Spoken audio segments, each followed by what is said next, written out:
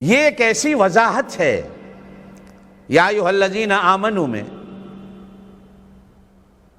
کہ ہماری ایک عادت بن چکی ہے کہ ہم جب اللہ کا ذکر کرتے ہیں تو آسمان کی طرف دیکھتے ہیں، کہ جیسے ہم نے بچوں کو سکھایا، یہ بچوں کا سبق ہے، اللہ آسمانوں پہ، اللہ اوپر ہے۔ صرف ایک، میں تو انہیں جبال العلم کہتا ہوں، امام ابن تیمیہ رحمۃ اللہ علیہ کو،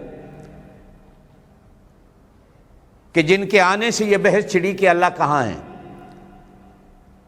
اور آج چھوٹے چھوٹے طالب علم بیٹھے ہوتے ہیں مکے میں، مدینے میں، سفر میں، جن بیچاروں کے منہ سے ابھی تک ماں کے دودھ کی خوشبو نہیں گئی ہوئی ہوتی، حاجیوں کو حج کے مسئلے بتاؤ، کو حج کی حقیقت بتاؤ، ان کے آنا جانا بس اسی پہ لگے ہوئے ہیں، بس یہ سبق پڑھ لو کہ اللہ عرش پہ بیٹھا ہے۔ یہ علماء کی بحثیں ہیں، یہ علماء جانیں۔ میں نے آج تک کبھی کسی کو حج کے مسائل بتاتے نہیں دیکھا حرمین کے اندر، بس اسی بحث کو لے کے بیٹھے ہوئے ہوتے، یا من شر الوسواس الخناس، یا دوسرے وسوسے ڈالتے ہیں، تمہاری نماز ہوئی کہ نہیں ہوئی، تم نماز کیسے پڑھتے ہو، یہ وسوسے ہیں۔ افسوس ہوتا ہے کہ یہ بحثیں علماء میں رہنی چاہیے تھی، افسوس ہوتا ہے کہ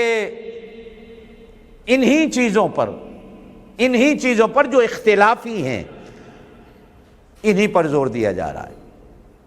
یا ایھا الذین آمنوا، ایک یہ محبت کا جملہ ہے،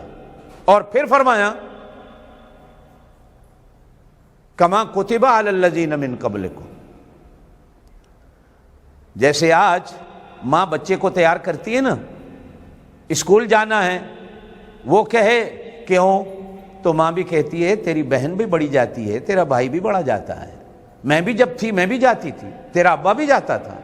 جب بچے کو کہا جائے نا دکان پہ جانا، وہ کہے کیوں، تو ماں کہتی ہے تیرے بڑے بھائی بھی تو دکان پہ جاتے رہے، تیرا ابا بھی جاتا رہا، تیرا دادا بھی جاتا رہا، پردادا بھی جاتا رہا، بھائی جو بڑوں نے کام کیا وہ تم نے کرنا ہے۔ اب جب وہ یہ لسٹ سنتا ہے کہ بڑوں نے یہ کام کیے ہیں، تو اب وہ شوق سے اس کام پہ جاتا ہے کہ یہ میرے بڑوں کا کام ہے، یہ میرے بڑوں کا کام ہے۔